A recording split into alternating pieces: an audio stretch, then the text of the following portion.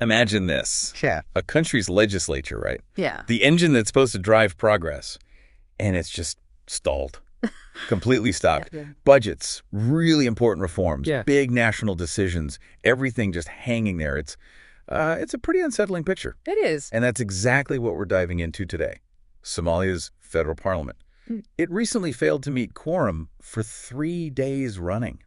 3 whole days. That's right. Grinding everything to a halt. So it really makes you wonder, how can a parliament, which is literally designed to govern, become so paralyzed? And, I mean, what does that really mean for the country's democratic future? Where do we even start with this? Well, to really get under the skin of this, we've looked at some pretty detailed sources. Our main guide today is a piece called Somalia's Absentee Parliament, a Crisis of Governance and Reform. It lays things out very starkly. Okay. And we're also drawing on research by Abdullah Mahuddin Hassan Abdallah Yaburo. He's a master of law, legal scholar, so solid grounding there. Right. So our mission today is to unpack the reasons behind this standstill, look at the legal duties involved, the ones being ignored, it seems. Yes. And really try to grasp the deeper implications for Somalia's governance and, its whole journey towards democratic reform. Exactly. It's a complex picture. So let's unpack it. What were the immediate signs? What did this paralysis look like on the ground day to day?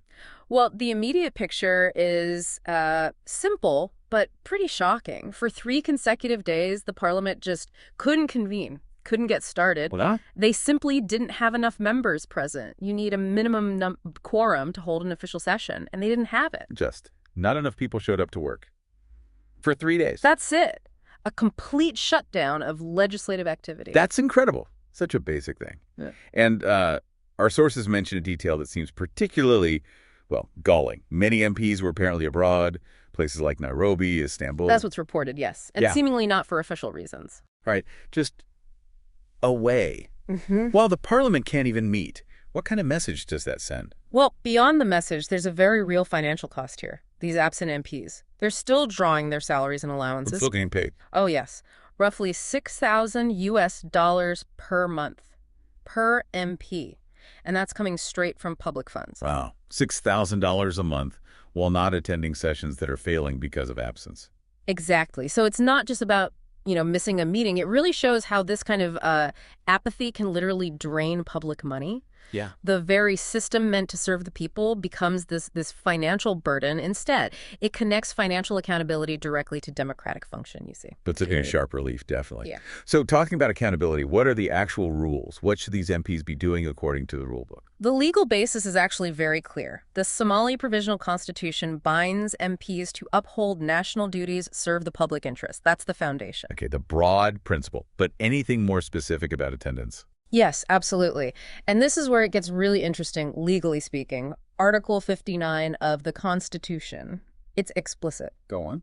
It states that a member failing to attend 2 consecutive ordinary sessions of his or her house without a reasonable excuse can actually lose their seat, their parliamentary membership. Lose their seat just for missing 2 sessions without a good reason. That's what the Constitution says. A clear, enforceable obligation. But clearly not being enforced or perhaps not seen as a deterrent. Apparently not. And it's not just the Constitution. There are also the standing orders of Parliament, the Sil Husadka. Ah, the internal procedures. Exactly, the day-to-day rulebook.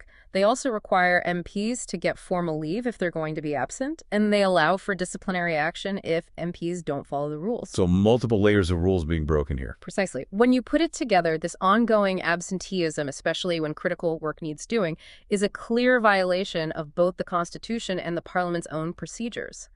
It's a double whammy. Right, so the direct impact is obvious.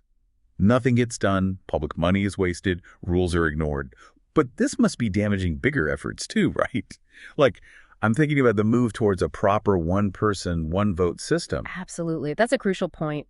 Parliament actually passed the legal framework for one person, one vote, which is, a huge milestone for Somalia's democratic development. A major step. A major step. But the implementation of that reform, it's completely stuck, paralyzed by this exact problem.